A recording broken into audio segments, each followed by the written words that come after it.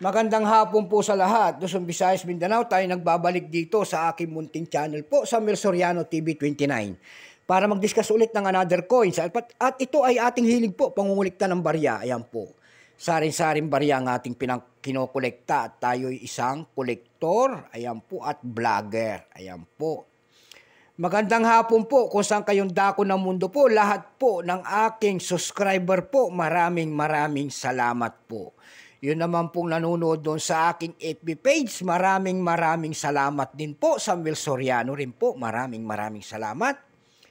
At doon naman po sa hindi pa po nakapag-subscribe dito sa aking YouTube channel at gusto nyo ang ganitong mga topic po about coins. Ayan po, aanyayahan ko sana kayo. Ayan po. Kung gusto nyo po ang ganitong mga topic po para malaman nyo kung magkano lang halaga ng ating mga coins, ayan po, baka pwedeng makisuyo. Pakipindot naman po sana ang ating subscribe button, like and share. Para ma-update po kayo sa mga latest ko pang gagawin mga video po. Ayan. Magandang hapon po sa lahat ng kolektor kung saan kayong dako ng mundo po. Lahat ng senior citizen po. Ayan. Ang aking mother, babatiin ko lang po dyan sa Dumpay, Basista, Pangasinan po. Ayan. Soriano family po, lahat po ng Soriano family. Doon pa po sa Samonte, Quezon, Isabela po, lahat po ng Pinto family. Ayan, magandang hapon po sa lahat. Ang pag-usapan po natin ngayon ay ang pera po natin. Ayan po, pera ho natin. Ang pag-usapan po natin, ito po ay 2 pesos po. Ayan, kung tawagin noon ay nyog.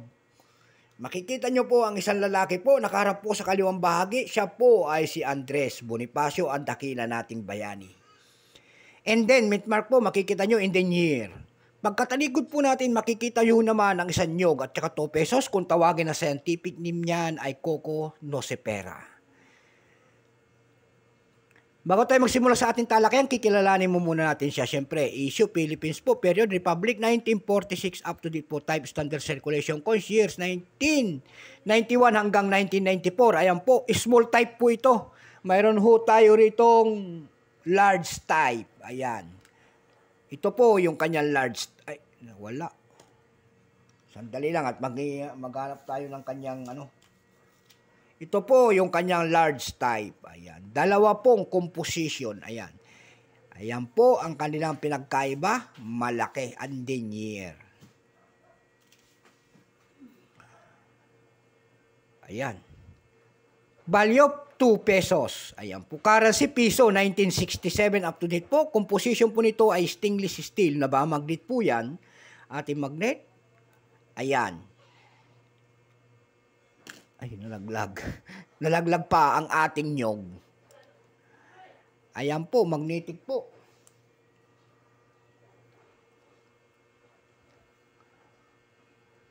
May bigat lamang po itong 5 grams. May haba po itong 23.5 mm. May kapal po naman itong 1.8 mm. Hugis po, syempre bilog. Orientation nito, medal alignment. Itinigil ang paggamit nito noong January 2, 1998. Number N-2459. Reference number KM-258. Ito. Ayan. Ito pong year 1991 na ito po ay 42%. Wala pa pong mintage kung ilang piraso ang ginawa ng ating Bangko Sentral. Ayan po. Pero may price na doon sa ating numista.com. Binigyan na ng presyo ng ating mga kolektor. Ayan po. Yung kanyang very fine, 13. Extra fine, 43. Almost uncirculated, 43. At uncirculated dito, nagkakahalaga lamang ng 100 pesos. Dako naman tayo sa kanyang price doon sa ating pandaigdigan. Ayan po, doon sa ating eBay na platform po. Ayan.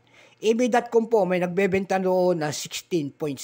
Ayan, napakalaki na. Doon po sa, mayroon din tayong pinakamalit doon na nakita na nagbebenta nito ng $1.48. Sa carousel page po nito, may nagbebenta na ng 100 pesos. Mayroon din tayong nakitang 200 pesos at saka isang 150 pesos. Yun lamang po ang aking may babahagi na presyo niya at wala na, sagad na po. So hanggang dito na lamang, Luzon, Visayas, Mindanao, kung saan kayong dako ng mundo po. Keep safe po sa lahat, and God bless.